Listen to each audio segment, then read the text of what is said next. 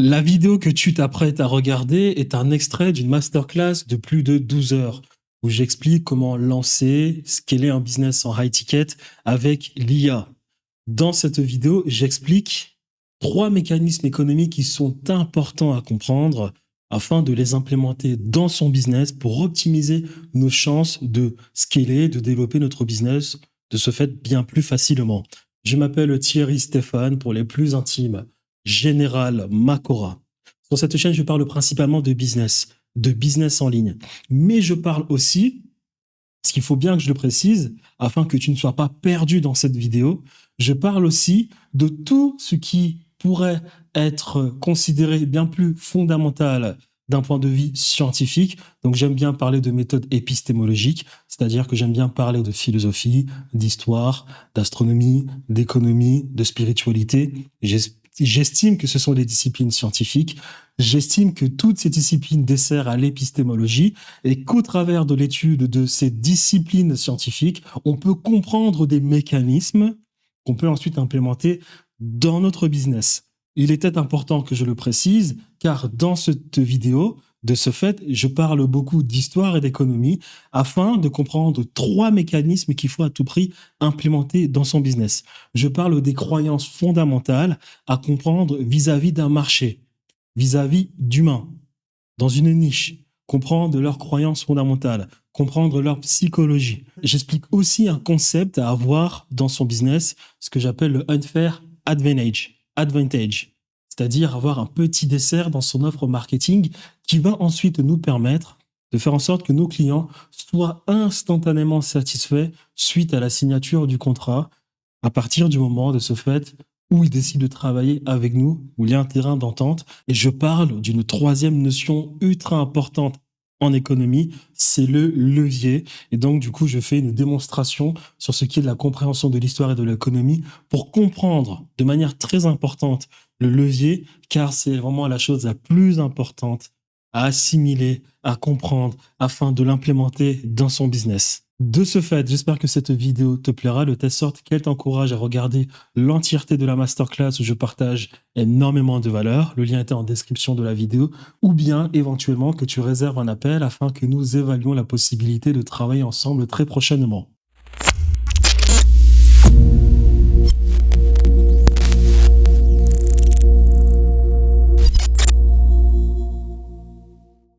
Quand on dit gagner de l'argent avec l'IA, il ne s'agit pas de lancer quelques automatisations sur Mac, d'ouvrir une chaîne YouTube et de vendre des automatisations à la va-vite. Non, ça ne fonctionne pas comme ça. La vraie logique est la suivante. Vous identifiez une niche précise, vous analysez cette niche, vous comprenez ses besoins, blocages, les croyances fondamentales des personnes qu'on va potentiellement toucher. On va construire une offre à base d'IA pensée spécifiquement pour cette niche. Donc le rôle de vos compétences IA, pour réussir, il faut croiser 2 choses. Les besoins de la niche que vous ciblez, les compétences IA que vous maîtrisez.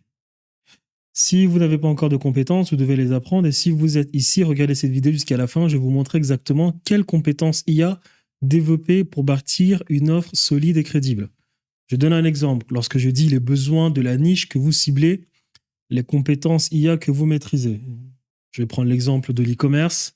Très con, si vous avez une certaine créativité de la chose, une certaine, on va dire, aptitude dans ce qui est de l'irrationnel, c'est-à-dire une forte capacité à imaginer, à concevoir, à créer le désir, la passion, l'émotionnel, l'intuitivité, la connexion, le lien profond, l'intrication quantique avec les autres, et que vous savez le matérialiser, formez-vous avec l'IA pour ce qui est de créer des vidéos avec Runway, Google VO3, Nano Banana, savoir comment automatiser et coder la chose avec ChatGPT.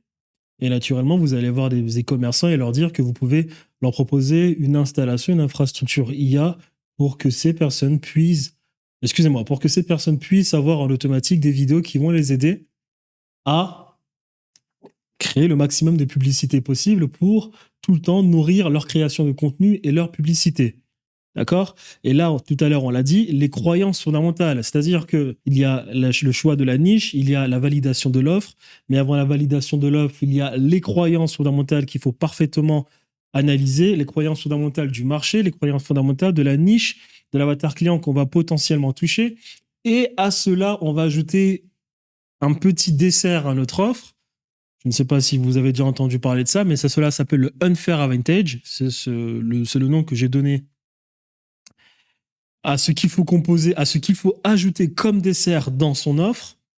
On va en parler tout à l'heure, mais il faut avoir ces composantes. Et là, quand je parlais des croyances fondamentales, quand je vous dis que si vous avez une certaine capacité, une certaine aptitude à générer, ça s'appelle de l'énergie féminine, hein, à générer de l'irrationnel, de la connexion, de la profondeur avec les autres, et que vous pouvez le monétiser, quand je vous disais cela avec les e-commerçants, bah, avant d'avoir cette démarche de penser en termes de capacité à générer l'irrationnel chez les autres, il fallait bien évidemment identifier les croyances fondamentales de l'e-commerce, de l'e-commerçant. Donc, c'est-à-dire que quand je parle des croyances fondamentales, le mec que je veux potentiellement toucher, je regarde d'abord ses croyances fondamentales. Qu'est-ce qui intéresse l'e-commerçant? Qu'est-ce que veut l'e-commerçant? Quels sont les centres d'intérêt de l'e-commerçant? Quels sont les objectifs de l'e-commerçant? Et quelles sont ses croyances? Et quelles sont les croyances fondamentales de l'e-commerçant? C'est-à-dire, dans le business, quelles sont les choses auxquelles l'e-commerçant croit fondamentalement? Est-ce qu'il pense que fondamentalement, on ne peut faire de l'argent qu'avec des ads, ou bien avec de l'organique, ou bien qu'il faut toujours vendre moins cher, ou bien qu'il faut toujours vendre plus cher? Quelles sont ces croyances fondamentales? Il faut d'abord les étudier avant de savoir qu'ensuite, est-ce qu'on peut créer un relationnel entre les croyances fondamentales de notre client et nos compétences? C'est ce que je voulais dire par là. Donc, le mindset à adopter. Le marché et l'offre ne peuvent pas être dissociés. Avant même de parler de niche, il faut comprendre le mindset de construction d'une offre. C'est ce que j'appelle le unfair advantage. Les gens veulent toujours la même chose. Donc pour construire le unfair advantage, il faut d'abord retenir les principes fondamentaux de ce qui relève des croyances fondamentales d'une personne, d'un marché, d'une personne, d'un business, d'un pratiquant de business, d'un entrepreneur. Il y a toujours des croyances fondamentales dans l'économie dans laquelle nous sommes, dans les pays dans lesquels nous sommes. Il y a une croyance fondamentale des personnes. Et voilà les 4 règles à retenir à tout jamais. C'est les gens veulent ce qu'ils désirent au moment où ils en ont le plus besoin, sans avoir à fournir le moindre d'effort, de la part de la personne qu'ils ont le plus confiance, et qui comprend le mieux, leurs besoins. Et aussi, ils veulent une méthode facile, rapidement implémentable, facilement compréhensible, avec un mode opératoire facile à aborder pour implémenter cette chose. Donc ça, c'est les règles fondamentales des croyances fondamentales. On va y aller plus en profondeur. Votre rôle, c'est de bâtir une offre qui incarne cet unfair advantage. C'est le bonus invisible, la partie qui fait que votre offre devient irrésistible pour votre marché. Donc, avant qu'on regarde le unfair advantage, on fait un petit résumé rapide. Vous construisez une offre à étiquette. Vous avez, première chose, la niche à choisir. Ensuite, les compétences IA qu'on va développer. Deuxième chose, les croyances fondamentales de la niche et du marché. On construit notre offre. Lorsqu'on construit notre offre, ensuite, à cette offre, on met un unfair advantage. Je donne un exemple rapide. Je décide de me lancer en e-commerce. Quelles sont les croyances fondamentales des entrepreneurs qui sont dans l'e-commerce? Les entrepreneurs en e-commerce veulent quelque chose auquel ils croient. Ils veulent un mode opératoire facile, rapidement implémentable, facile de compréhension, quelque chose qu'ils désirent, quelque chose dont ils ont besoin maintenant, quelque chose qui va leur être partagé, fourni, donné par la personne qui les comprend au mieux. Donc, c'est-à-dire, les personnes qui sont dans l'e-commerce vont naturellement faire confiance à des personnes qui ont déjà pratiqué de l'e-commerce ou bien qui ont déjà travaillé longtemps avec des e-commerçants. Donc, il veut quelque chose facilement accessible, facilement implémentable, facilement compréhensible, quelque chose dont ils ont besoin maintenant, qui leur apporte de gros résultats. Ils ne veulent fournir aucun effort pour avoir cette chose. D'accord? Et en plus de cela, ils veulent cette chose, ils veulent que cette chose leur soit donnée La personne en qui ils ont le plus confiance et qui, visiblement, comprend au mieux leurs besoins. Donc ça, c'est la croyance fondamentale de l'entrepreneur en e-commerce. Donc, à partir de là, on remet tout en question. Par exemple, on sait que l'e-commerçant, il est obnubilé par son pourcentage de panier moyen. C'est-à-dire, normalement, lorsque des personnes arrivent sur le site e-commerce, à chaque étape, le pourcentage est diminué par 2. Il y a vue de profil, il y a vue de page, d'accord? Il y a vue de contenu, il y a ensuite panier moyen. Ensuite, il y a les personnes qui se retrouvent dans la page où on met ces informations de paiement. Ensuite, il y a procéder à l'achat. Et à chaque étape où on avance dans le process, le pourcentage est diminué par 2. La plupart des e-commerçants veulent déjà que les vues de page de leur page de vente, leur page produit sur leur site e-commerçant soient déjà à peu près de près de 15% pour se retrouver avec un taux de conversion d'à peu près 4%. C'est les choses qu'ils veulent. Ils savent pertinemment qu'il faut bon nombre de publicités, il faut bon nombre de vidéos. Ils savent que les vidéos qui fonctionnent le mieux, les publicités qui fonctionnent le mieux sont des publicités qui sont axées, qui font à peu près naturel lorsqu'on fait la promotion du produit. Donc, ils savent que les UGC, c'est une bonne chose. Ils ont pertinemment conscience que l'IA existe. Il y a aussi, l'e-commerçant veut peut-être des moyens de livraison plus rapides. Ils veulent une infrastructure, ou bien en tout cas, ils veulent peut-être une infrastructure type Amazon, c'est-à-dire quelque chose qui va leur permettre de livrer leurs produits le plus rapidement possible. Ils veulent un SAV, ils veulent plein de choses. D'accord. Mais la principale chose, dans toutes leurs croyances fondamentales, c'est ce qui va leur apporter le plus d'argent. Donc, générer le maximum de chiffre d'affaires. Donc, le maximum de matière qu'ils peuvent avoir en publicité et en création de contenu organique. Donc, ils veulent des vidéos à l'infini. D'accord. Parce que naturellement, tout ceci, ils veulent des vidéos de bonne qualité, des publicités de bonne qualité, ou bien des personnes qui vont leur permettre de faire des vidéos de très bonne qualité, car naturellement, si la publicité, si l'organique, si le marketing est bon, tout va s'améliorer, et ensuite, ils voudront leur infrastructure pour livrer le produit le plus rapidement possible. Donc ça, normalement, c'est les croyances fondamentales de manière très générale de l'e-commerçant. Ensuite, à cela, normalement, quand je dis qu'il faut étudier les croyances fondamentales de l'e-commerçant, on regarde, nous, quelles sont les compétences IA qu'on peut fournir en fonction de la croyance fondamentale principale de l'e-commerçant. Il veut le maximum de création de contenu pour faire des publicités et un organique. Donc, naturellement, est-ce qu'on peut utiliser l'IA? Est-ce qu'on peut créer une infrastructure où on va permettre à l'e-commerçant de générer le maximum de vidéos UGC avec l'IA? Si c'est possible, très bien. Est-ce que cette infrastructure est facilement implémentable pour l'e-commerçant, ou bien est-ce que vous pouvez l'implémenter facilement pour l'e-commerçant? Très bien, si c'est intéressant. Est-ce que cette infrastructure va lui permettre de générer le maximum de résultats? Naturellement, oui, parce que si les publicités fonctionnent, le chiffre d'affaires fonctionne. Est-ce que vous êtes un e-commerçant pour expliquer tout ce que je viens de vous expliquer à l'e-commerçant? Parce que l'e-commerçant, il a ses chiffres, il a sa data. Donc, il va vous poser des questions. Si vous n'êtes pas capable de comprendre que le taux de panier moyen pour lui est important, ou bien que la simplicité d'une page de vente est importante, ou bien que l'authenticité de ces vidéos, c'est important, il va bugger. Il va vous dire, même si vous comprenez l'infrastructure, même si vous comprenez mes besoins, j'ai l'impression que vous n'avez pas une véritable expérience sur le terrain pour ce qui est de l'e-commerce. Si, par contre, il est capable de comprendre que vous avez cette expérience pour l'e-commerce, là, c'est une bonne chose, il vous écoute. Et c'est comme ça que vous cochez les cases petit à petit pour, au final, présenter une offre intéressante à étiquette pour que le commerçant puisse, lui, l'implémenter. Très bien. À cette offre-là, maintenant, il y a ce qu'on appelle le unfair advantage. L'unfair advantage, c'est quoi? On a dit, les gens ont des croyances fondamentales. Ils veulent des choses rapidement implémentables sans fournir le moindre d'effort qui leur permettent d'avoir le maximum de résultats. Donc, c'est-à-dire que vous, dans votre offre à étiquette, l'offre que vous avez présentée à votre client, quel va être ce truc que vous allez ajouter en dessert qui va créer de la dopamine instantanément chez le client? Quel est ce truc qui va permettre à votre client, lui, d'avoir des résultats instantanés? Je vous donne un exemple. Moi, dans le high ticket, pour ce qui est du photovoltaïque, j'ai étudié les croyances fondamentales de mon marché, donc les installateurs de photovoltaïque. J'ai étudié les croyances fondamentales des potentiels clients de moi, ma target, donc c'est-à-dire les installateurs photovoltaïques. Je savais quelles étaient les croyances fondamentales des deux. Étant donné que je savais quelles étaient les croyances fondamentales des deux, je savais exactement ce qui prenait la tête, on va dire, aux installateurs du photovoltaïque. Ils voulaient ce qu'on appelle des installations, très simplement, entre 8 000 et 32 000 euros.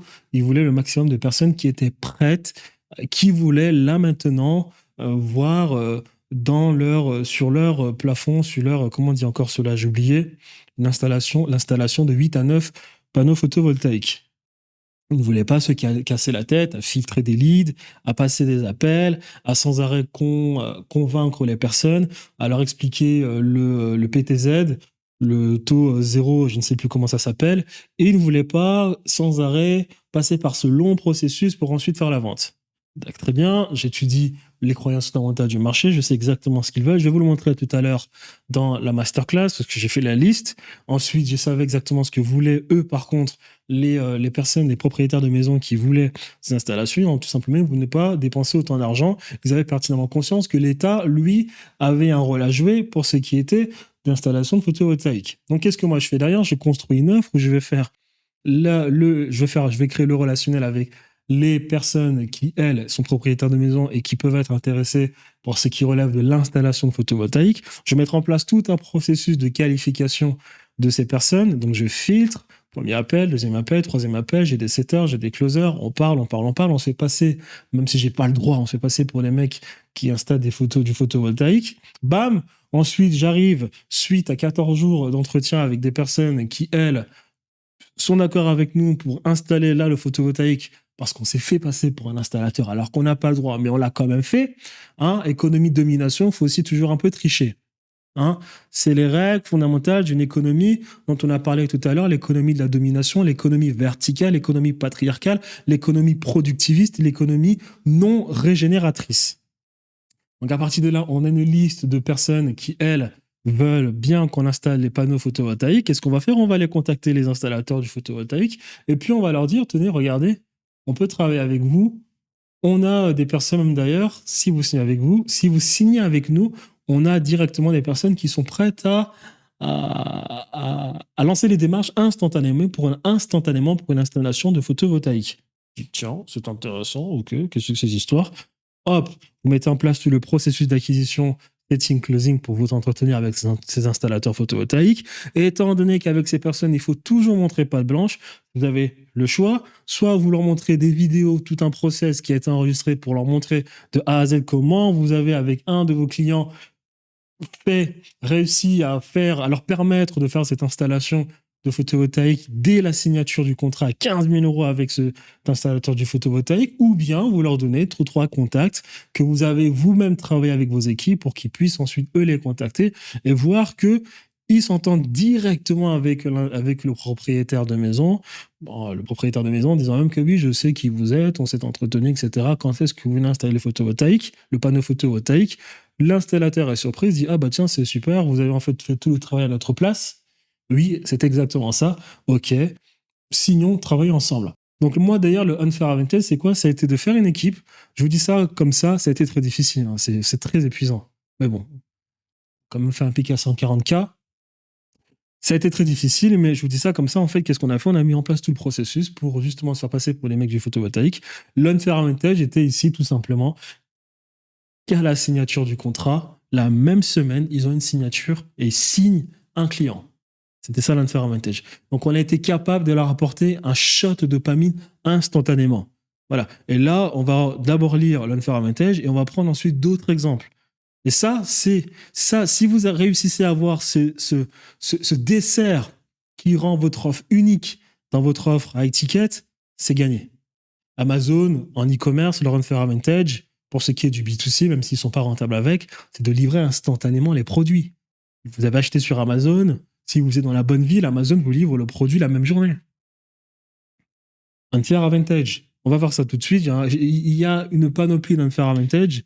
Là, je vous donne des idées comme ça, mais vous devez à tout prix, lorsque vous finissez de construire votre offre à étiquette basée sur des compétences à l'IA, ou bien une offre à étiquette tout simplement où l'IA vous permet de mieux délivrer votre offre à étiquette, il vous faut un unfair advantage. Quel va être ce point dans votre offre qui va vous permettre, vous, d'apporter des résultats instantanés à vos clients? De l'argent. En fait, quand je parle de croyance fondamentale, c'est que le propriétaire, l'installateur de panneaux photovoltaïques, lui, je savais que pour les croyances fondamentales, les gens veulent soit plus d'argent, gagner de l'argent, soit gagner du temps, soit la monnaie qui leur permet de gagner par extension plus d'argent. Pour les installateurs du photovoltaïque, pour le coup, c'était les rendez-vous qualifiés. S'ils ont des rendez-vous qualifiés, propriétaires les propriétaires qui sont prêts à l'installation, bah, par extension, ça veut dire plus d'argent. Donc nous, dans notre offre marketing, lorsqu'on faisait nos publicités marketing, on disait, on peut vous garantir 15 installations. On disait pas garantir 150 000 euros, on disait 15 installations, parce que naturellement, le mec se dit, c'est la même monnaie en fait, pour eux. C'est par extension, ça veut dire de l'argent. Donc, on dit 15 installations, il va se dire, ok, si l'installation me coûte 8 000 euros, il m'en garantit 15, ça me fait tel chiffre d'affaires. Et automatiquement, les mecs t'écoutent, et ils réservent un appel, parce que tu as une offre différente des autres. Mais il y avait une contrepartie, c'est que nous, ça nous demandait énormément d'énergie. Donc c'est ça le marché offre avec l'IA. On va plus en profondeur. Mais d'abord, on finit avec l'Unfair Advantage. Donc je vous explique l'Unfair Advantage, je l'ai déjà expliqué. On part du fait, par exemple, que vous avez un jeune entrepreneur. Ça, c'est un autre exemple que j'ai donné. Vous avez un jeune entrepreneur. Il développe un accompagnement en community management. Il va faire du relationnel avec les entrepreneurs à la recherche de community managers. Il constitue une liste de ces entrepreneurs. Le jeune entrepreneur ensuite construit son accompagnement complet. Il fait la promotion de son accompagnement. Il a de nouveaux membres dans l'accompagnement. Les membres se forment dans son accompagnement. Et dès qu'ils se sentent prêts, le jeune entrepreneur met directement en relation son élève avec l'entreprise qui cherche un CM. Boum, son élève, a instantanément un client et rembourse son accompagnement. Voilà. Donc, je vous ai expliqué l'Unfair Advantage. Ça, c'est un Unfair Advantage. Donc, c'est-à-dire, j'ai un programme d'accompagnement, je vais faire du community management. Donc, naturellement, je vais peut-être toucher un peu plus de femmes. Très bien. Mon marketing, ça va être tout simplement de voyager, être dans des barques à Bali. Très bien. Je vais naturellement faire un premier travail exactement comme Thierry l'a fait avec le photovoltaïque. Je vais faire un premier travail. C'est-à-dire que je vais d'abord aller contacter les potentiels clients de mes clients, c'est-à-dire les potentiels clients des gens qui vont rejoindre mon programme d'accompagnement. Comme moi, j'ai contacté les propriétaires de maisons pour créer la relation de telle sorte qu'à partir du moment où j'ai une signature avec un installateur, parce que j'ai déjà fait le travail avec le propriétaire de maison, je mets les deux en relation, bam, signature, le mec gagne de l'argent dès la signature de mon contrat. Donc, moi, je suis propriétaire, moi, je suis l'entrepreneur qui veut construire un programme d'accompagnement sur le community management. Je m'appelle Sarah, je suis une belle femme. Eh bien, je vais naturellement attirer des femmes. Je vais d'abord faire de l'outreach, contacter tous les entrepreneurs que je vois sur Internet, toutes les compagnies que je vois sur Internet, leur demander quels sont leurs critères, qu'est-ce qu'ils recherchent en termes de community management, quels sont leurs défis, quelles sont les choses dont ces personnes ont besoin pour mieux desservir leur audience sur les réseaux sociaux. Je pose des questions. J'ai une liste d'entrepreneurs qui cherchent des community managers maintenant. Ok, très bien. Maintenant, je sais que j'ai la liste des potentiels clients de mes potentiels clients. Très bien, je fais mon programme, je fais mon marketing. Et là, ensuite, je fais ce qu'on appelle de l'ubérisation, tout simplement. Donc, les personnes, je les forme dans mon programme, tac, tac, tac, rapidement, tac, tac, tac, tac. Mon offre marketing va être la suivante. Je vous apporte des résultats instantanés dès la signature. Dès que vous entrez dans mon programme d'accompagnement, vous n'avez pas besoin d'attendre 90 jours pour commencer à faire vos premiers euros. Vous faites de l'argent maintenant avec moi. Maintenant, c'est-à-dire que vous signez avec moi, vous avez déjà fait de l'argent. Mais comment c'est possible? Qu'est-ce qu'il raconte? Est-ce que c'est possible ce qu'il raconte? Oui, c'est possible. Donc, les personnes entrent dans votre programme d'accompagnement. Ça va être des femmes, naturellement. Vous êtes une belle femme, vous attirez, vous dégagez de la confiance vis-à-vis des personnes qui vous regardent. Les personnes vont naturellement entrer dans votre programme d'accompagnement. Vous pratiquez un marketing de valeur, c'est-à-dire que vous partagez des valeurs dans votre marketing, de telle sorte que les personnes s'identifient à ces valeurs. Quelles vont être ces valeurs? La liberté, loin de la France, loin du stress de la France, loin de la fiscalité française, l'indépendance féministe, je ne sais quoi. Voilà les valeurs que vous partagez, vous le montrez en étant sur des barques, je ne sais pas, dans les espaces, on va dire, maritimes de Bali, d'Indonésie, voilà, les gens comprennent que, voilà, vous montrez la liberté, etc., etc. Dans votre programme d'accompagnement, vous faites des lancements, on va voir ça aussi plus tard pour l'acquisition, pour avoir le maximum de clients. Bam, vous leur faites une petite formation. Vous créez quand même encore de l'urgence dans le programme d'accompagnement. Voilà, écoute, Sarah, je suis prête. Ok, bah tiens, voilà un community manager. Voilà une entreprise qui cherche un community manager là maintenant. Boum, hop, signature. Sarah, on va dire Tiffany a remboursé son programme d'accompagnement a remboursé l'argent dépensé pour le programme d'accompagnement instantanément. Tiffany remercie Sarah. Voilà. Il y a 1 milliard d'unfair advantage. 1 milliard. Par exemple, l'unfair advantage avec les créateurs de contenu. Il existe des mastodontes sur Internet qui sont capables d'être ultra viraux sur les réseaux sociaux. Exemple, Alexis Chenz, Andrew Tate, Oussama Hamar, Luc Belmar, c'est des personnes qui sont capables, avec un micro et leur voix, d'être extrêmement virales. Très bien. Ils vont lancer un programme, une formation qu'ils vont vendre pas cher. Étant donné qu'ils sont ultra viraux, malheureusement, ils ne peuvent pas vendre très cher.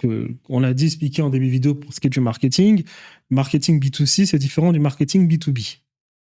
Le marketing B2C, on touche le maximum de personnes, on dit des conneries, ça ne va pas être filtré, on est sur le volume, donc il va falloir avoir une cohérence vis-à-vis des prix. Donc on est sur des produits low ticket.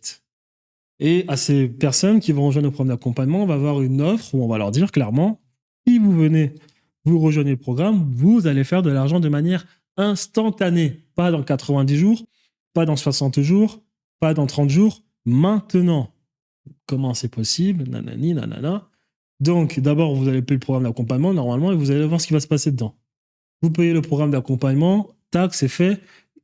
L'entrepreneur vous explique ce qu'on appelle le programme d'affiliation. L'entrepreneur va vous dire, écoutez, j'ai une force de production, j'ai une force de frappe. Pour être ultra visible, ce que vous allez faire, c'est que vous allez reprendre mon contenu, vous allez tout simplement le découper. Vous mettez les liens d'affiliation sur, on va dire, la bio de vos comptes TikTok ou Instagram. Et ensuite, en fonction des clients que vous nous ramenez, vous serez payé en fin de semaine.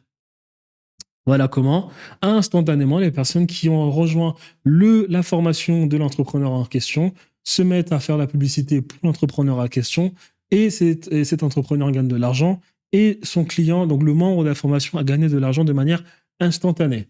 Et pour plus tard, ce que je vous expliquais plutôt en vidéo sur les métriques, les patterns, les caractéristiques à étudier pour ensuite les utiliser dans ce qu'on appelle l'économie de domination, il y a une caractéristique que je viens de vous expliquer, c'est qu'il faut non seulement être le plus loin possible du client, faire en sorte qu'il y ait des gens dans votre écosystème qui vont faire le travail à votre place et faire en sorte que vos clients ramènent d'autres clients.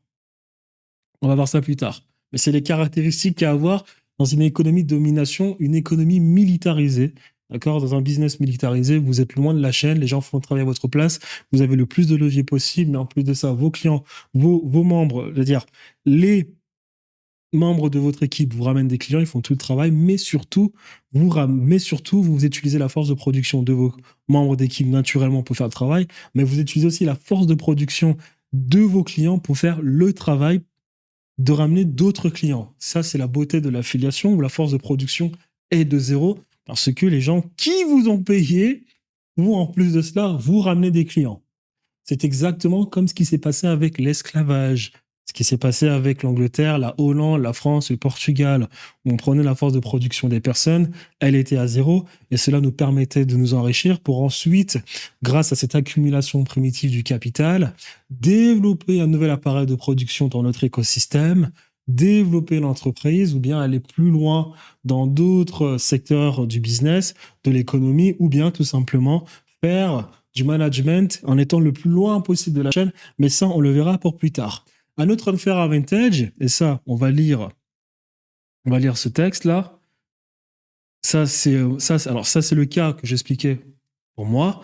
Le photovoltaïque, il y a un unfair advantage. Concret, le photovoltaïque, un entrepreneur veut prendre une offre à étiquette à des personnes qui sont en photovoltaïque. L'entrepreneur comprend la dynamique d'avoir une offre irrésistible pour la vendre chère à des professionnels du photovoltaïque. Comprendre que la personne du photovoltaïque veut des clients qui sont prêts à avoir des installations rapidement. Comprendre que les personnes du photovoltaïque veulent que le processus de conversion se fasse rapidement. Le jeune entrepreneur constitue une équipe, développe son accompagnement, une équipe de setters et de closers. Il contacte toutes les personnes qui sont intéressées par une installation de panneaux photovoltaïques. Il se fait passer pour un professionnel du photovoltaïque pour installer des panneaux photovoltaïques selon les aides de l'État. Il entretient une relation au travers de plusieurs appels et une communication non négligeable avec ces personnes-là, propriétaires de maisons. On continue. Les setters font le travail. Dès que la personne est suffisamment qualifiée, constitue une liste de propriétaires de maisons éventuellement intéressés. Il fait du marketing pour contacter les professionnels du photovoltaïque qui cherchent des solutions. Durant la phase de closing, il leur propose un échantillonnage de personnes, des propriétaires qui intéressés par une installation de panneaux photovoltaïques. La vente entre le professionnel du photovoltaïque et le propriétaire se fait facilement. Boum, un nouveau client pour le jeune entrepreneur qui a développé son écosystème photovoltaïque. Boum, le professionnel du photovoltaïque a plus facilement des clients car l'entrepreneur a déjà fait le travail au préalable. Il s'est chargé directement de donner la liste d'entrepreneurs et de propriétaires de maisons intéressés au professionnel du photovoltaïque. Le professionnel du photovoltaïque rembourse rapidement son accompagnement acheté. Donc ça, c'est moi, le cas, c'est ce que j'expliquais pour ce qui était de ma part. Monsieur Alex Hormozy, qui est un entrepreneur ultra connu, qui n'a pas besoin d'être présenté, a fait pareil avec son offre Jimmy Lounge. J'explique pour ce qu'a fait Hormozy. Hormozy, lui, il a étudié les croyances fondamentales de son marché. Alors, on va d'abord expliquer ce phénomène. On va expliquer ce phénomène maintenant parce qu'il faut que vous le compreniez. Je vais l'expliquer en début de vidéo. On va toujours parler d'économie, d'histoire, de spiritualité, d'astrologie, de cosmologie, d'hermétisme, des trucs comme ça, parce que ça nous permet de comprendre ensuite le business, parce que les lois de l'univers sont les mêmes partout. D'accord ? La science de l'ADN, des ribosomes, cytoplasme, noyau, c'est la même chose qu'on voit dans la création de contenu dans DaVinci Resolve. Entre l'espace colorimétrique, le gamma, le LUT, où on construit notre vidéo, c'est exactement la même manière que fonctionne la création lorsque nous avons la création d'organismes vivants sur Terre. C'est exactement la même chose. Les lois de l'univers sont pareilles partout. D'accord ? Alors, la gravité, vous prenez une pièce de monnaie, vous la tournez, elle respecte les courbes. Les courbes. Alors, on dit que la gravité, ce sont ces courbes qui font fléchir l'espace-temps.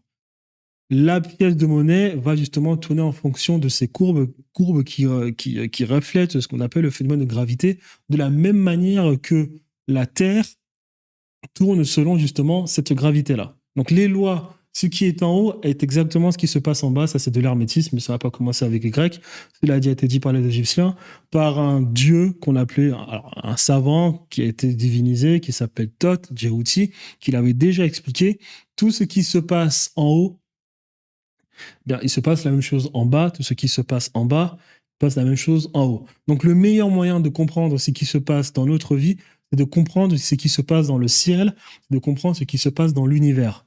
Voilà pourquoi les anciennes civilisations, voilà pourquoi aussi dans l'espace scientifique, il y a une grande importance pour ce qui relève de la physique, des mathématiques, de la conscience, de ce qui se passe dans les cieux, solstice, équinoxe, le soleil, l'intrication quantique, qu'est-ce que le phénomène satellitaire, qu'est-ce que le phénomène d'orbite, la relation entre la Lune, le Soleil, l'univers, les trous blancs, tout ceci, parce que lorsque vous comprenez des lois, qu'est-ce que les leptons, les quarks, les bosons, ensuite pour donner qui sont des particules subatomiques, des hadrons, qui vont ensuite donner des atomes comme protons, alors des protons, des neutrons, des électrons.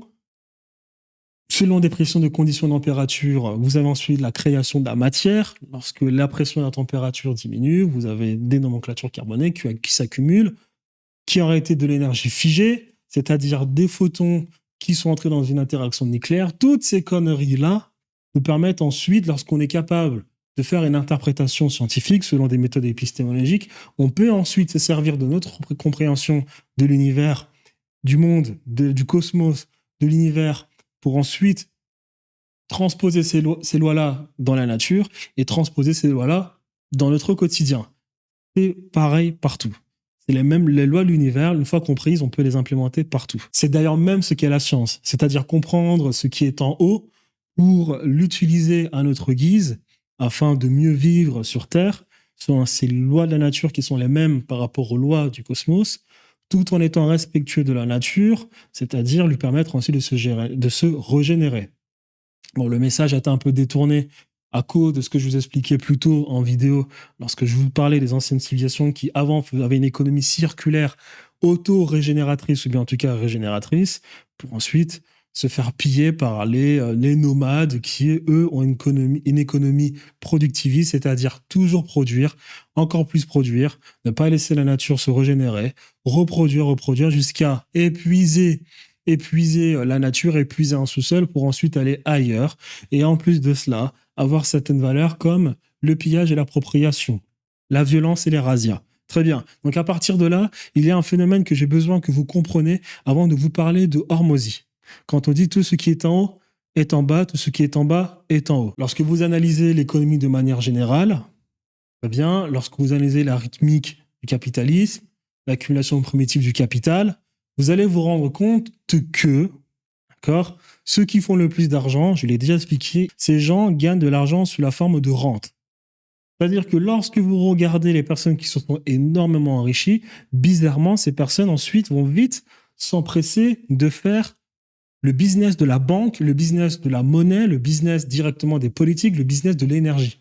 Car ce sont ce qu'on appelle, on va dire, les secteurs fondamentaux d'une économie où, en fait, leur influence sur ces 4 points-là, la politique, l'économie, la monnaie et l'énergie, vont directement influencer tout le reste. Ce que je viens de vous expliquer, en fait, cela s'appelle le levier en économie, le levier. Donc, je vais vous donner un exemple un peu plus simple. Vous prenez une personne qui veut acheter un sac. Très bien. Cette personne va acheter un sac.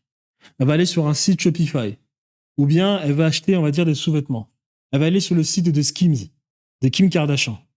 Naturellement, Kim Kardashian va commencer à gagner de l'argent parce que cette femme, on va dire Sarah, veut acheter des sous-vêtements sur le site de Kim Kardashian. Le truc ici dans cette économie, encore une fois, productiviste, linéaire, c'est qu'il n'y a pas que Kim Kardashian qui va gagner de l'argent. Il y a des personnes, bizarrement, qui vont gagner plus d'argent que Kim Kardashian alors que la personne achète le sac, les sous-vêtements sur le site de Kim Kardashian. Parce qu'il y a toute une chaîne verticale où des personnes, en fait, sont au-dessus d'autres personnes et elles, par extension, vont gagner de l'argent sans fournir tout le travail qu'aura fourni Skims, Kim Kardashian, c'est-à-dire le marketing, la conception des produits, l'infrastructure pour distribuer les produits le plus rapidement possible et tout le marketing de personal branding de Kim Kardashian. Il y a des entreprises qui vont fournir moins d'efforts que Kim Kardashian et ses équipes, mais qui, bizarrement, vont gagner plus d'argent que Kim Kardashian. Ça s'appelle le levier.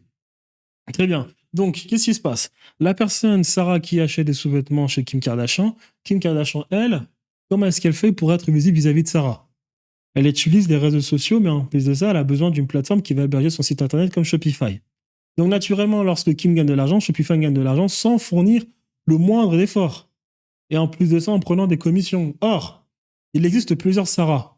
Donc, il existe plusieurs sites de Kim Kardashian. Donc, naturellement, Shopify a automatiquement plusieurs clients comme Skims et comme les personnes qui ont acheté sur Skims. Donc, ce qui veut dire que Shopify, naturellement, a plus de leviers que Skims en étant plus loin que Skims sur la chaîne de valeur ajoutée. C'est-à-dire qu'il y a la personne qui est ici qui achète un sac, là vous avez Kim et là vous avez Shopify. Shopify, bizarrement, est plus loin que la personne qui achète un sac, mais Shopify, elle, a plus de leviers pour gagner plus d'argent comparé à Skims. Shopify, elle, ensuite, a besoin de aussi de faire de la publicité pour se faire connaître par les gens qui veulent créer un site internet e-commerce.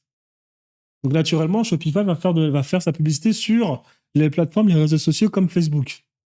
Mais Skims, elle aussi, a besoin de Facebook pour faire de la publicité. Donc, Facebook est encore plus loin dans la chaîne de valeur ajoutée que Shopify. Parce que Facebook a automatiquement comme client Shopify, Skims, pour faire plus d'argent. Donc, Facebook fournit moins d'efforts naturellement que Shopify et Kardashian pour avoir des clients. Et que naturellement, en plus de cela, Facebook se sert de l'argent de Skims et de Shopify pour nourrir son algorithme. Donc, Facebook a plus de potentiel, intrinsèquement parlant, Facebook a plus de potentiel pour faire plus d'argent que Shopify et que Skims.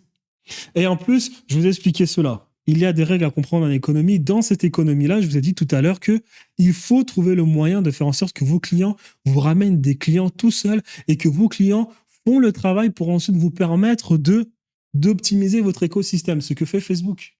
Facebook, lui, naturellement, Shopify et Skims gagnent de l'argent grâce à l'algorithme de Facebook. Donc, ces gens vont prendre littéralement leur argent, le mettre dans l'algorithme de Facebook, vont permettre à l'algorithme de Facebook de développer de la data. Donc, l'algorithme, lui, naturellement, sans fournir le moindre effort, sans que Facebook ait à investir de l'argent, va naturellement travailler son algorithme pour faire plus d'argent, avoir un meilleur produit, un meilleur algorithme pour attirer des clients comme Skims et Shopify. Mais en plus de cela, Shopify et Skims, eux, par ce travail d'apporter, de faire la publicité, vont ramener de nouveaux clients à Shopify parce que naturellement, il y a plus de personnes qui vont venir sur les sites d'e-commerce, il y a plus de personnes qui vont prendre connaissance de Shopify, et naturellement, pour aussi, par effet de bouche à oreille, il y a plus de personnes qui prennent connaissance de Facebook. Voilà comment Facebook, en fournissant moins de travail possible, a forcément plus de potentiel et fait plus de chiffre d'affaires que Shopify et que Skims. Et on peut continuer comme ça. Donc là, on reviendra tout à l'heure sur les lois, une bonne fois pour toutes, à retenir dans l'économie de domination que vous devez remettre en place dans votre business à étiquette pour faire beaucoup d'argent. Ensuite, Shopify, Facebook, lui, n'est pas le plus loin de la chaîne de valeur ajoutée. Parce que Facebook, lui, a besoin d'être présent sur un magasin en ligne, un store, dont App Store. On est d'accord? Donc, naturellement, Apple fournit encore moins d'efforts que Facebook, mais Apple fait plus d'argent que Facebook pour ce qui est de la chaîne de valeur ajoutée. Facebook, lui, facture Shopify et Skims. App Store facture Facebook. Lorsque Facebook gagne de l'argent, ou bien lorsque Facebook est sur la plateforme à l'année. Or, il y a bon nombre d'applications qui sont comme Facebook qui ont par extension des clients comme Shopify et Skims. Donc, naturellement, le App Store a encore plus de potentiel que Facebook, Skims et Shopify. Et donc, naturellement, le App Store gagne de l'argent lorsqu'une personne vient acheter un sac sur Skims. Et donc, le App Store en fournit encore moins d'efforts, fait plus d'argent, plus de potentiel que Facebook, Shopify et Skims. Donc, le App Store a plus de potentiel intrinsèquement parlant. Voilà pourquoi Shopify, voilà pourquoi Facebook se plaint sans arrêt du App Store en parlant de monopole. Mais encore, le App Store, on parle encore plus loin. Pour avoir connaissance d'un App Store, il faut l'iPhone, il faut le hardware. Donc, naturellement, lorsque vous avez un iPhone, vous avez encore plus une capacité de levier. Parce que moi qui vends l'iPhone, j'ai potentiellement comme client tous ceux qui font les applications, tous ceux qui font des SaaS, les réseaux sociaux, tous les sites d'e-commerce, tous les sites qui font de la publicité, les consultants, les entrepreneurs, les youtubeurs. J'ai tous ces gens-là qui, naturellement, vont ramener de l'argent parce qu'il y a une économie verticale productiviste où Facebook gagne de l'argent, Shopify gagne de l'argent, Skims gagne de l'argent, donc je gagne de l'argent avec le App Store, mes 40%, et je peux ensuite, moi aussi, gagner. Et je gagne aussi de l'argent parce que le App Store est sur le iPhone. Naturellement, Apple a plus de potentiel que Facebook, Shopify et que Skims. Et encore plus loin, dans la chaîne de valeur ajoutée, qui fournit Apple? Il faut bien les composants pour faire l'iPhone. Donc, naturellement, Samsung, Nvidia et tout ce qui relève des processeurs, des dalles pour les dalles d'écran, des composantes primaires pour constituer l'iPhone, ont encore plus de potentiel que Apple. Donc, ces compagnies chinoises qui sont capables de faire bon nombre de hardware à la chaîne. Quand je dis potentiel, cela ne veut pas dire qu'ils font plus de chiffre d'affaires. Mais cela veut dire en réalité que lorsque vous faites le rapport entre l'argent gagné et le travail fourni, ce rapport-là est toujours plus faible que le rapport de Apple, de Shopify, de Facebook ou de Skims. C'est-à-dire que si Kim Kardashian a dépensé 10 calories, alors quel est le rapport? C'est l'énergie fournie et l'argent gagné. Si Kim Kardashian, pour gagner 1 euro, doit dépenser 10 calories, Shopify, lui, pour 1 euro, doit peut-être en dépenser 9.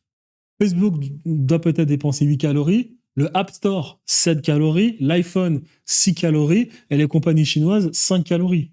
Ça ne veut pas forcément dire que les compagnies chinoises font plus d'argent que Apple, mais fournissent moins d'efforts pour avoir des clients comme Apple. Donc, naturellement, ensuite, qui fournit Apple? Vous avez des compagnies, des composants comme Samsung, mais ensuite, il y a des compagnies derrière Apple et Samsung qui fournissent davantage, comme Nvidia. Nvidia, aujourd'hui, c'est la compagnie qui a la plus grosse capitalisation boursière sur Internet. C'est une compagnie qui, elle, peut toucher tout le monde. Récemment, Nvidia a fait des contrats avec L'Oréal. Nvidia, naturellement, lorsqu'elle s'entend avec OpenAI, elle s'entend avec Facebook. Elle s'entend avec Apple parce que ces gens aussi s'entendent avec Nvidia.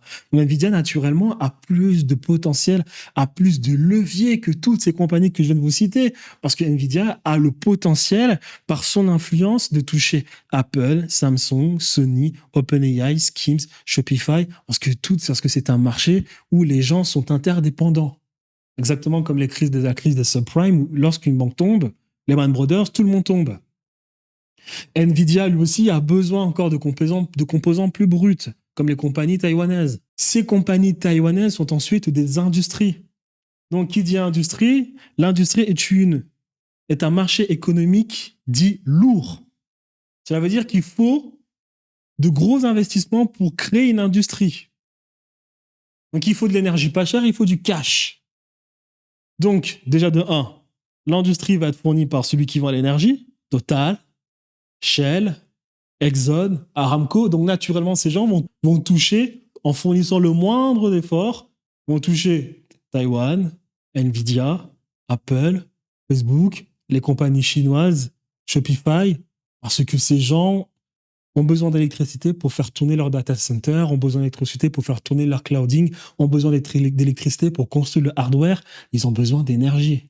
Donc naturellement, Aramco, qui fait 25 milliards avec 25% de bénéfices, 25 milliards de bénéfices avec 25% de marge, a plus de potentiel que Apple. Ça ne veut pas dire qu'ils font plus d'argent, ils ont plus de potentiel.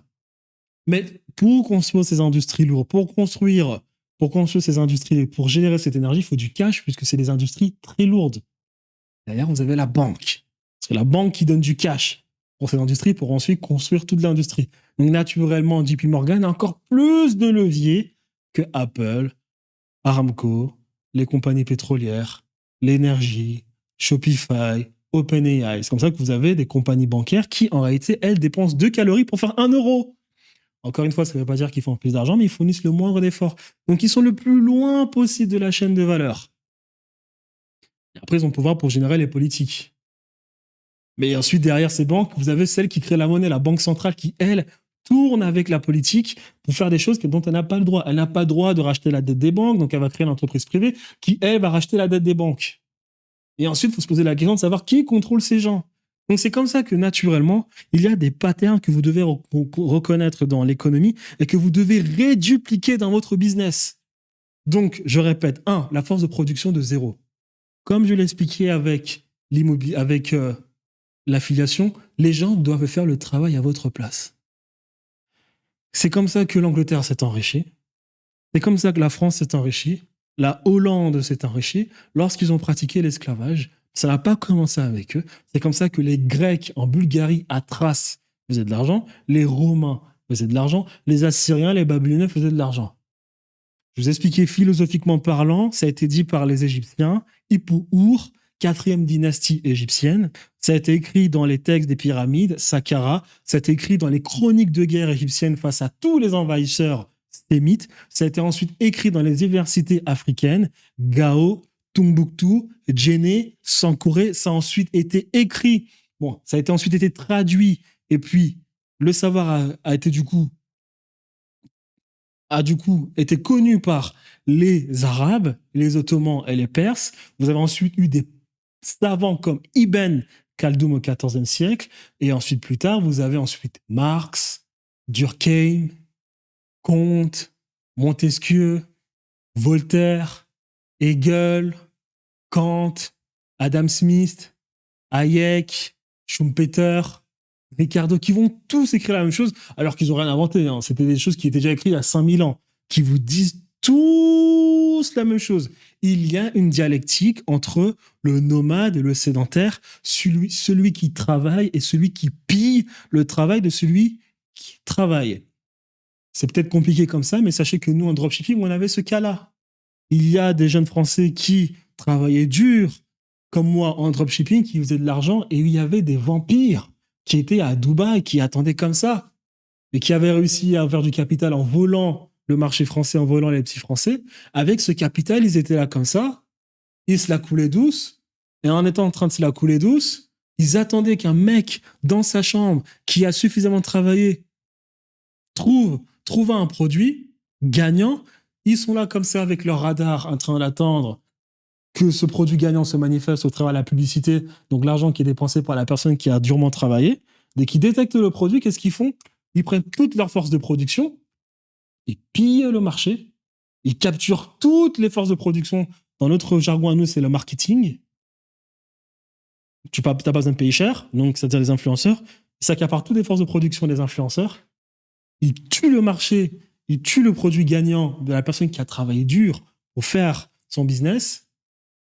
Ils tuent le marché, ils s'accaparent tous les influenceurs, ils prennent le même produit que le mec qui a travaillé dur pour trouver ce produit gagnant, et ils s'engraissent, ils font de l'argent, alors qu'ils n'ont fourni aucun effort, ils ont juste eu le capital. Ça, je répète, c'est la dialectique fondamentale entre celui qui pille et celui qui travaille. Ça, c'est la première chose à retenir. La deuxième chose à retenir, c'est que ces gens gîtent dans ce qu'on appelle le patriarcat. Le patriarcat est déterminé par ce qu'on appelle la militarisation de l'économie, et l'économie est verticale. Dans cette verticalité, vous devez être le plus loin possible de la chaîne. D'accord? Vous devez chercher le maximum de leviers. Vous ne devez pas être le plus proche du client final. C'est-à-dire que lorsqu'une personne veut vendre des matelas, vous ne devez pas être celui qui fournit les matelas, vous devez être celui qui va montrer à celui qui fournit les matelas comment vendre à celui qui va vendre les matelas. Vous devez être le plus loin possible de la chaîne, comme JP Morgan est le plus loin possible de la chaîne à partir du moment où une personne achète un sac. Donc ça, c'est une économie verticale militarisée. C'est à l'image de la manière de penser de tous ceux qui pillent les autres pour faire de l'argent. Vertical, vous êtes le plus loin possible, vous avez le plus de leverage. Ensuite, dans cet écosystème où vous êtes le plus loin possible, les gens doivent faire le travail à votre place. Je dépense mon argent pour que Facebook développe son algorithme et à partir de là, Facebook a un meilleur algorithme pour ensuite mieux vendre son algorithme à d'autres personnes. Moi, quand je dépense de l'argent sur Facebook, des gens me contactent. Je vois un plus 44 de Londres qui me contacte pour me poser des questions sur ma compréhension de l'algorithme. Parce que Facebook, lui, qu'est-ce qu'il fait? Il pratique exactement ce que pratique la nature avec l'ADN pour ensuite concevoir une personne. Facebook, qu'est-ce qu'il fait? Il met un tas de règles à l'algorithme et en fonction de ces règles, l'algorithme s'adapte pour penser la chose. Ben, c'est exactement comme ça que ces gens-là, ils nous contactent, ils nous demandent qu'est-ce que vous avez compris de l'algorithme. Ensuite, ils vont faire la modification de leur algorithme. Facebook, en dépensant le moins d'argent possible, a la possibilité d'optimiser son produit parce qu'il se sert de notre travail, de notre temps, de notre énergie pour eux optimiser leurs produits. Et dans la chaîne que je vous expliquais tout à l'heure, c'est toujours comme ça. Donc vous êtes le plus loin possible de la chaîne de valeur dans votre écosystème que vous construisez avec vos produits high ticket. Les gens font le travail à votre place, comme Facebook a cette opportunité-là. Dans notre écosystème à nous, on peut parler par exemple de l'affiliation pour ce qui est du business en ligne. Il faut que vos clients vous apportent des clients. Il faut que vos clients fassent le travail à votre place. Il faut que vous utilisez la force de production des autres pour gagner le plus d'argent. Moi, en e-commerce, par exemple, lorsque j'avais un produit qui fonctionnait, qu'est-ce qui se passait derrière? Il se passait que mon produit était tellement bon, les gens étaient satisfaits de mon produit, que derrière, mes clients me contactaient pour me dire « Thierry, on est très content du produit que vous nous avez vendu. On aimerait faire la promotion de votre produit. » Qu'est-ce qui se passait ensuite? Eh bien, naturellement, je vais leur dire « Écoutez, moi, force de production de zéro. » Et ils vont faire le travail à ma place. Je n'ai même pas besoin de les payer. Qu'est-ce que je leur dis? Pour les motiver, je vous donne un produit gratuit, faites-moi 10 vidéos. Et c'est comme ça que je me retrouvais en e-commerce avec des tonnes de vidéos authentiques. Et ça, c'était parfait parce qu'en e-commerce, il faut des vidéos authentiques de personnes qui ont vraiment acheté le produit. Elles vendaient même mieux le produit que moi-même parce qu'en plus de cela, mes clientes avaient différemment l'une d'entre elles avait des raisons, du coup, différentes, je me répète, qui ont justifié l'achat de ce produit. Donc moi, j'ai fait 1 milliard d'axes marketing pour faire la promotion de mon produit. Et je n'ai fourni aucune force de production de ma part. Je me suis servi de la force de production de mes clients pour ensuite multiplier mes ventes, tout simplement me servant des vidéos qu'ont fait ces personnes. Je n'ai rien fait de plus. Je n'ai pas dépensé 1 euro et des personnes ont fait la promotion de mon produit. Donc les questions fondamentales que vous devez poser, c'est comment est-ce que je fais en sorte que les gens font le travail à ma place? Comment est-ce que je fais cela? Et en plus de cela, il faut que vos clients vous ramènent d'autres clients. Je ramène des clients à Facebook, davantage des clients à Facebook. Mes clientes me ramènent d'autres clients en e-commerce. Voilà. Et ça, quand je vous dis tout à l'heure que ce qui est en haut est en bas, que ce soit macroscopiquement parlant, microscopiquement parlant, c'est les mêmes règles. L'Empire britannique a utilisé les mêmes règles. Les Romains ont utilisé les mêmes règles. Comme les GAFAM utilisent les mêmes règles, et comme nous devons utiliser les mêmes règles, car nous gîtons dans une économie de domination, je vous le répète, une économie verticale. Donc la phrase où on dit aux gens « il faut aider les gens », c'est un mensonge. D'accord? Durant l'Empire britannique, il y a eu des spécialistes comme John Taylor en 1814, ou bien Herman Marival en 1814-1813, qui l'expliquaient. Il est bien mieux d'avoir des clients éternels, qui reviennent vous voir tous les jours consommer vos produits, que d'avoir des esclaves. Parce que oui, l'esclave, c'est une force de production de zéro, mais un jour, ça va capoter. Alors que si vous avez un client éternel, vous trouvez le moyen de vous trouvez le moyen, en fait, de faire en sorte d'avoir une économie de rente. Les gens viendront tous les jours consommer vos produits. Et en plus de cela, étant donné que le produit est tellement ajouté, ils vous apporteront d'autres clients. Donc ça, c'est une autre loi que vous devez ajouter dans votre compréhension lorsque vous construisez votre business. Vous n'êtes pas là pour aider les gens parce que nous sommes dans une économie où on profite de l'autre, où on est dans la domination, où on est comment dire ça, dans l'extraction de la force de production, l'extraction de la nature. On est dans une économie d'accumulation primitive de la richesse. D'accord? On appelle ça l'économie prédatrice. D'accord? Si vous n'êtes pas content avec cela, eh bien, il faut recréer l'Égypte ailleurs. D'accord? Pour l'instant, on n'a pas le choix. D'accord? Et c'est le seul moyen de s'enrichir, car je vous l'ai expliqué, le meilleur moyen de le faire, c'est de faire de l'argent dans un écosystème, dans un monopole, pour ensuite faire la révolution comme l'ont fait les Anglais. D'accord? Donc, à partir de cette règle que je viens de vous expliquer, vous devez donner l'impression d'aider les gens. Et de toute façon, puisque tout ceci représente un grand système, les gens ne veulent pas. Les gens vous disent qu'ils aimeraient, par exemple, avoir plus de privacy, qu'ils aimeraient que l'économie soit un peu plus, comment dire ça, éthique, que les gens soient plus dans la morale, mais leurs actions vous montrent l'inverse. C'est-à-dire que, par exemple, vous prenez Apple a refusé d'utiliser, de pomper la data de ses clients comme le fait OpenAI actuellement, comme le fait Facebook, comme le fait Amazon. Et ensuite, bizarrement, vous avez tout le monde qui vous dit qu'Apple n'innove plus. Apple est à la ramasse vis-à-vis d'IA. Alors qu'Apple aurait pu utiliser la data de ses clients, mais ne l'a pas fait autant. Ils l'ont fait, bien évidemment, mais pas autant qu'OpenAI, les réseaux sociaux, les GAFAM et Amazon. Ce qui fait que Apple, naturellement, est en retard. Parce qu'il faut accumuler de la data constamment pour nourrir les algorithmes. Mais les gens, c'est bizarre parce qu'ils vous disent on veut plus de privacy. Or, c'est ce que Apple a fait. Mais dû à cela, Apple est en retard et les gens se plaignent en disant qu'Apple, ils sont à la ramasse. Donc en réalité, les gens, il faut regarder ce qu'ils disent, regarder leurs actions et ne pas écouter ce qu'ils font. Parce que bizarrement, Facebook, ils s'en plaignent tous les jours que Facebook, c'est les traîtres qui communiquent avec l'AIPAC et le gouvernement américain et la CIA. Ils se plaignent que OpenAI c'est en train de devenir la même chose.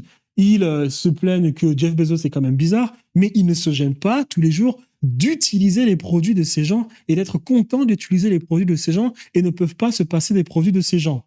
Donc tout ceci est un écosystème où même le client montre en réalité au travers de ses actions qu'il veut se faire exploiter.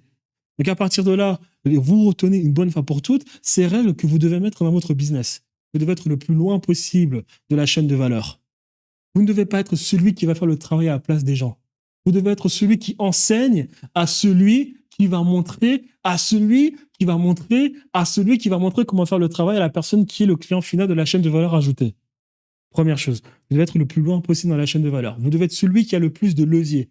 C'est très simple dans notre écosystème, par exemple, vous avez le do-it-yourself, le done with you et le done for you. Le do-it-yourself, c'est vendre une formation, tout le monde achète, c'est le one to million. Le done with you, vous faites de l'étiquette, mais vous êtes un présent. Le done for you, vous faites le travail à la place de la personne. Ce n'est pas une bonne chose. Vous devez être dans le do-it-yourself. Vous faites une vidéo, ça touche des millions de personnes. Un webinaire, ça touche des millions de personnes. Une conférence, ça touche des millions de personnes. Vous ne devez pas faire le travail à la place de la personne. Vous ne vous enrichirez jamais comme ça, d'accord? L'Empire britannique ne s'est pas enrichi de la sorte. Donc, première chose, être le plus loin possible de la chaîne de valeur. Vous devez être le plus loin possible. Avoir le plus de leviers possible. Les gens doivent faire le travail à votre place. Le levier, c'est l'humain. Force de production de zéro. Comment est-ce que vous trouvez les humains qui vont faire votre travail à votre place? L'argent, le code, l'IA, la vidéo, ce sont des leviers. Comment est-ce que vous utilisez ces leviers dans votre écosystème? Vous devez vous concentrer sur la force de production de zéro. L'humain dans l'esclavage, c'est une force de production de zéro. Quand vous déstabilisez des pays et puis que vous avez accès à leur pétrole pas cher, aux minéraux pas chers, c'est une force de production de zéro. Ça vous permet de faire le maximum de marge lorsque vous allez transformer le produit brut en produit final.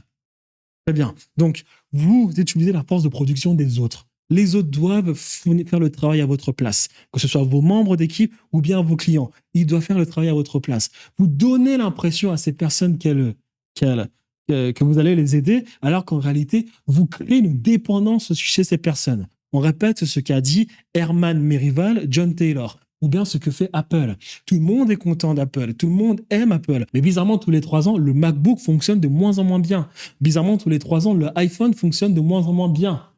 Et vous revenez acheter ensuite chez Apple parce que vous êtes un membre de la communauté Apple. Apple vous donne l'illusion qu'ils vous font des produits exceptionnels, mais bizarrement, ces produits, tous les 3 ans, c'est de la merde.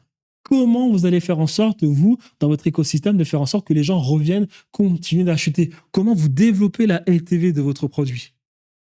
Donc, vous êtes dans une économie linéaire, vous êtes le plus loin possible de la chaîne de valeur, d'accord? Vous n'êtes pas celui qui fait le travail à la place de votre client, vous êtes celui qui va montrer à eux comment faire le travail, vous avez le plus de levier, les gens font le travail à votre place, très bien, et vous utilisez vos clients pour eux vous ramener d'autres clients, et vous devez faire en sorte que ces clients, eux, continuent d'acheter votre produit dans votre écosystème.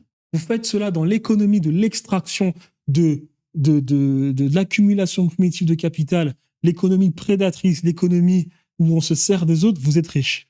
C'est comme ça que fonctionne actuellement l'économie en Occident. C'est l'histoire de l'Occident, exploiter les autres. Donc il faut respecter ces règles. Et donc là, donc je vous expliquais ça, c'est ce qu'a fait Hormozy. Hormozy, lui, il a eu du mal avec sa salle de sport. Parce qu'en fait, lui, qu'est-ce qu'il faisait? Il était trop proche du client final dans la chaîne de valeur ajoutée. Il crée sa salle de sport 1 fois, 2 fois, pour ensuite vendre des abonnements. Il fait faillite 1 fois, 2 fois, 3 fois. Il crée 6 salles de sport, il refait faillite. Dépression.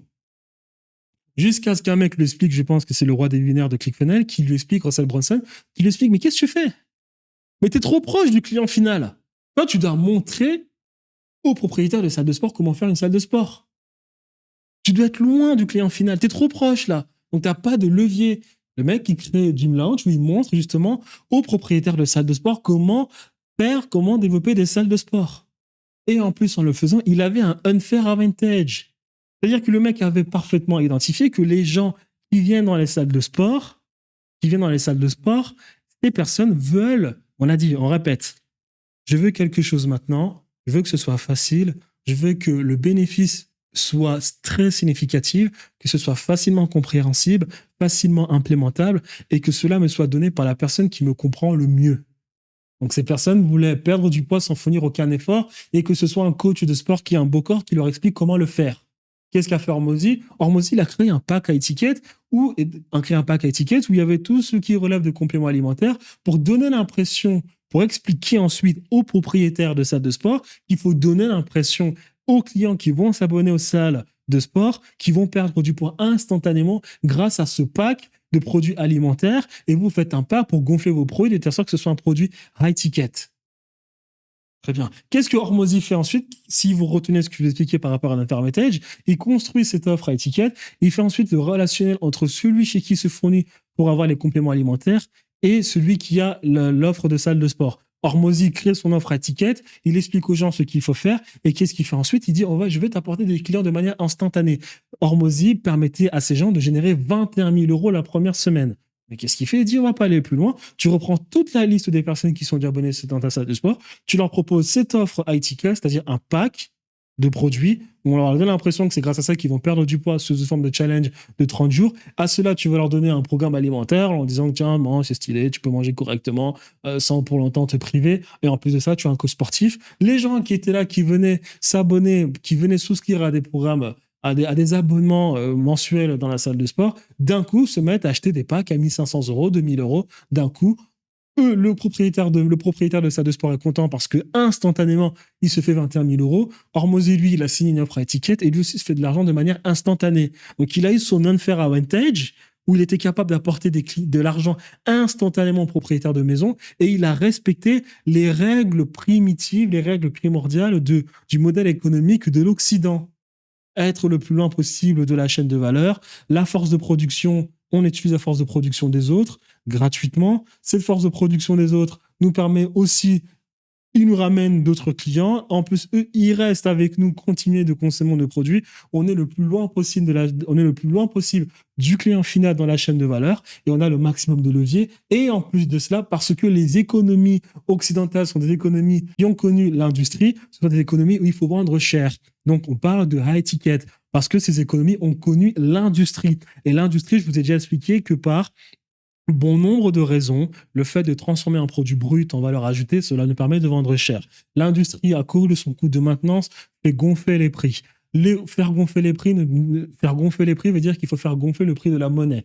Lorsqu'une monnaie est trop forte, cela nous permet d'être moins compétitifs à l'extérieur. Lorsqu'on est moins compétitif à l'extérieur, souvent, il faut compenser en augmentant les produits à l'intérieur du pays. Parce que l'industrie nous permet de développer le pays, il y a des mini-économies qui se développent tout autour. Lorsqu'une mini-économie se développe, automatiquement, les gens se mettent à acheter de l'immobilier. Lorsque les gens se mettent à acheter de l'immobilier, ils veulent protéger leur argent. Donc, ils commencent à diversifier leur argent. Pour diversifier leur argent, ils se mettent à investir dans les actions, dans les obligations, et lorsque tout va mal, ils mettent leur argent dans l'or. Et le problème aussi, c'est que lorsque vous vous enrichissez, une classe politique se met à naître qui, elle, veut continuer de vivre au-dessus, au travers de l'argent gagné par ces entreprises. Donc, qu'est-ce que va faire ces classes politiques? Elle va se mettre à détruire la monnaie pour être réélue constamment. Ce qui va encore détruire la monnaie, donc ce qui va faire qu'il y a une inflation. Donc, tous les prix augmentent. Donc, à partir de là, il faut toujours vendre plus cher en Occident et ne jamais vendre moins cher. Hormozy a respecté toutes les règles. Il a compris les principes économiques du modèle économique